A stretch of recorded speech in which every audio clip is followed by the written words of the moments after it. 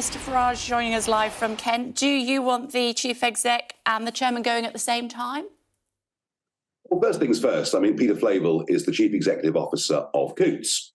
And, you know, I've written to him 3 times. I've not even had the courtesy of an acknowledgement, which I find totally extraordinary. So I don't see how his position can be tenable. And Howard Davis's job, and he describes himself as chairperson of the NatWest Group, his job is to oversee governance. The statement that went out, as Ian King has just said, at 6:15 yesterday, was Howard Davis endorsing Alison Rose staying in position, despite the fact they'd accepted that she was the person that leaked to the BBC. And the first rule of banking is you have to obey client confidentiality. So they have made a complete and utter mess of this. And I frankly think any member of the board that supported that statement last night simply shouldn't be there. And the chairman, he should go as well? Look, on Friday, we have the 6-month figures for the NatWest Group. We also have an investor statement. The biggest investor, of course, being all of your viewers. It's the taxpayers. You know, we bailed these people out after their greed and stupidity back in 2008. And I think the lead investors need to put in place very quickly a new interim board. So should the chairman go, yes? Of course, absolutely. Oh, no question about it. His job is to oversee governance, and that governance has been a complete shambles. Let me run through these questions, Mr Farage, if I may. Have you sought compensation from NatWest Coutts? No. Are you going to? No idea. You've no idea, or you're not going to? Sorry, I didn't catch that. I've absolutely no idea. Right. Let me tell you, this thing has totally absorbed my life for many, many months. After I was given this summary notice that my bank accounts would be closed with no explanation given whatsoever. And then the great lie, the lie that it was being done for commercial reasons. And when I finally got my subject access request back from Coutts Bank, made it perfectly clear this was a political decision. And my life has been absorbed, not just, by the way, with fighting my case and trying to get another bank account open, which I have failed totally so far to do, but because I've been approached by literally thousands of people all over this country who have been unfairly closed down by NatWest and some of the other banks too. Let me rattle through these, Mr Farage, if I may. So if you've not got a bank account, where do you keep your money? Under the bed? Well, at the moment, I still have money with Coutts Bank, and the closure, the final closure, it's been extended once, the final closure is due fairly shortly. What I will do after that, I don't yet know. Would you accept their offer of having your account remain open with them? Well, it's very odd, isn't it? I mean, Dame Alison Rose has written me 2 letters, you know, giving me unreserved apologies, but she absolutely has not made any offer of the account staying open. So clearly, an account staying open allows me to exist. I mean, you can't exist in the modern world without a bank account. You effectively become a non-person.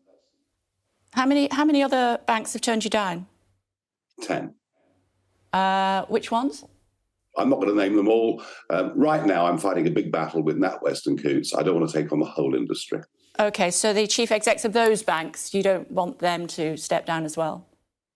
I think the problem here is that there is a culture that has overtaken the banking industry, where they've gone way beyond being banks. They've now taken a whole series of political stances, and it would appear they want to be moral arbiters. And now that we know that the banks intend to monitor the social media accounts of their customers, the time has come to put a stop to it. And I have to say, I'm delighted that Andrew Griffith, the City Minister, is going to get 19 of the big banks into the Treasury today to say, stop this. Stop judging people on their legally held political opinions. Get about your business of being a bank. And I hope that today marks the moment when there is a turning point in this.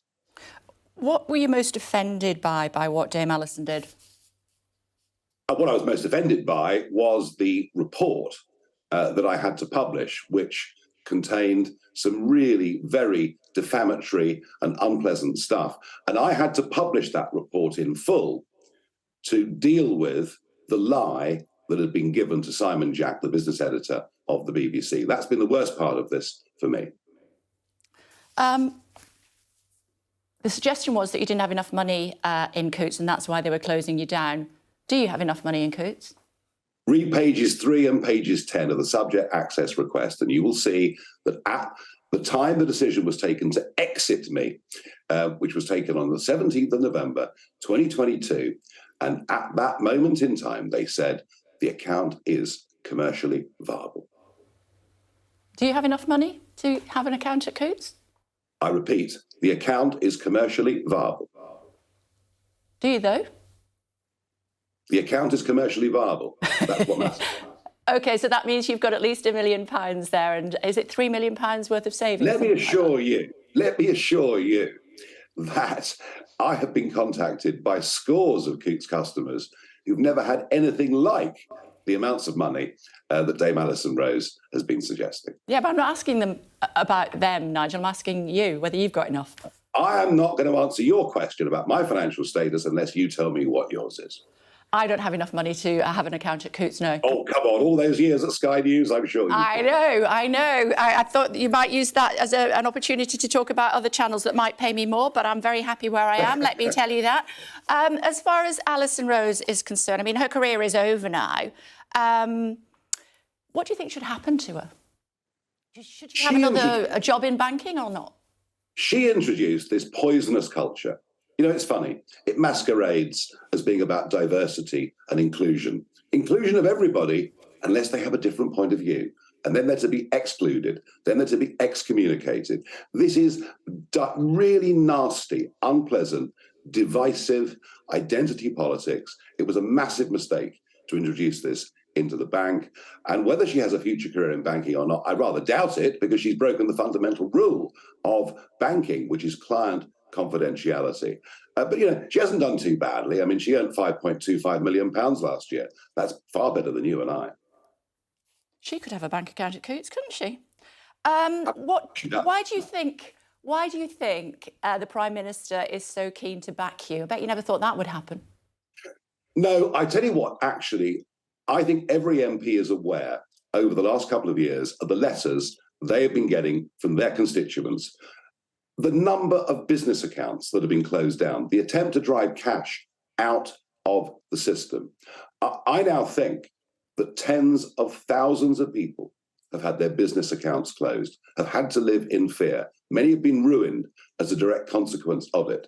And that is because the regulations around banking are wrong, they're over the top, and we're using a sledgehammer to miss the nut.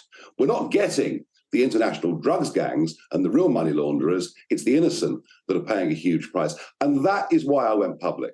I didn't go public for me. I went public because I realized there were tens of thousands of people out there who've been very unfairly treated, and they have got no one to speak for them.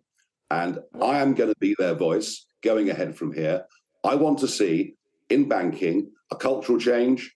I want to see legal changes. And ultimately, where I want to get to, and this is where we used to be, I think banking is a fundamental right in the modern world. You can't exist without a bank account. Everybody in this country should be entitled to a bank account and indeed a business account. So just to clarify, your Coutts account is going to be closed down. Are you going to take up the offer of a NatWest account? Well, the problem is that the NatWest account that was offered was only a personal account. It wasn't a business account. So what use is that to me? Oh, OK. So what are you going to do then? Well, I don't know. My last letter to Peter Flavel, the CEO of Coutts, was, I said, well, on the day you close me out, I'll come to the bank and collect the money in cash. But I haven't had a response to that yet. I mean, look, you and I both know you cannot exist on cash alone. I'm looking at some fintech solutions, and they're organizations where you can receive and pay out money, and it's all perfectly legal, but it's not the same as a bank account. You can't earn interest on deposits. You can't borrow money. I mean, do I have a right? Do I, Nigel Farage, have a right to a bank account? That's, I think, a pretty fair question. Yeah. OK, let me ask you this question, finally, because I know lots of people will want to talk to you today, Mr Farage. Have you ever said anything inappropriate to a journalist over dinner?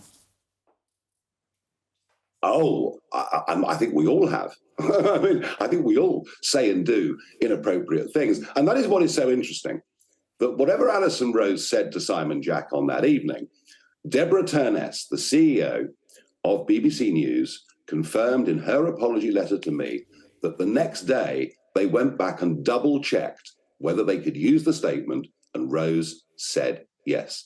There is no misunderstanding here. Frankly, Alice and Rose, supported by her board, tried to lie their way out of this. And in the end, it was the BBC that were telling the truth.